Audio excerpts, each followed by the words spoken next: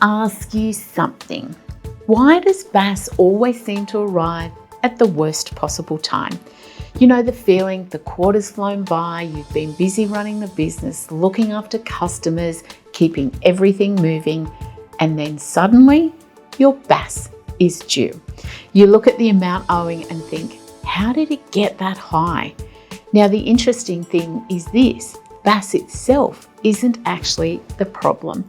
The stress usually comes from something else entirely, and once you understand what that is, BAS becomes much easier to manage. Hi, I'm Jen Richardson and I'm the founder of 123 Financial Group. We work exclusively with small business owners just like you. And over the years, I've had countless conversations with business owners who say something like this: Jen, BAS always seems to catch me off guard. Now, that's not because people are careless. Most business owners are working incredibly hard. But when it comes to BAS, the real issue is usually structure, or more specifically, the lack of it. Because when you run a business, money is constantly moving. Customers pay invoices, expenses go out, suppliers get paid, you've got fuel, materials, software, wages. It all flows through the same bank account. And when everything runs through the same place, it becomes very easy to lose track of what money actually belongs to you and what money belongs to the tax office. So when BAS arrives, it feels like a surprise, but really it's not a surprise at all. It's simply money that should have been set aside earlier. So here's the thing many business owners don't realize. A portion of the money that comes into the business isn't actually yours. Some of it belongs to the tax office. For example, if you're registered for GST, a portion of every sale is GST that will eventually be paid through your BAS. But if that GST sits in your main bank account with everything else, it becomes very easy to accidentally spend it. Not intentionally, just gradually. And when BAS arrives, that's when the pressure shows up. So here's a simple example. Let's say your business collects $110,000 from customers.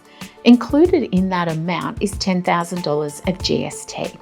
Now, if that entire $110,000 sits in your operating account, it's very easy to treat it as available cash.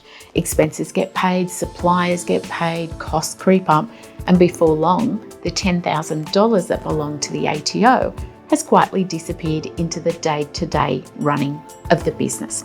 So when the BAS arrives, the money isn't sitting there ready to go. And that is when stress kicks in. This is exactly why structure matters so much in business. One of the pillars of the profit engine is control. Control simply means putting systems around your money so you know where everything sits, because money behaves much better when it has structure. And BAS, well, that becomes far less stressful when the tax money is separated from your operating money.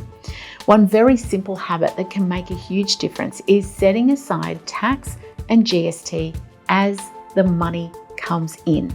So instead of leaving everything in one account, you move the tax portion into a separate account regularly. That way, when BAS arrives, the money is already sitting there waiting. No surprises, no scrambling, just a normal part of running the business. If you'd like help reviewing the financial structure of your business, you can download my profit margin check using the link below. It walks you through a simple way to review your pricing and margins, which is another area that often contributes to cash flow pressure.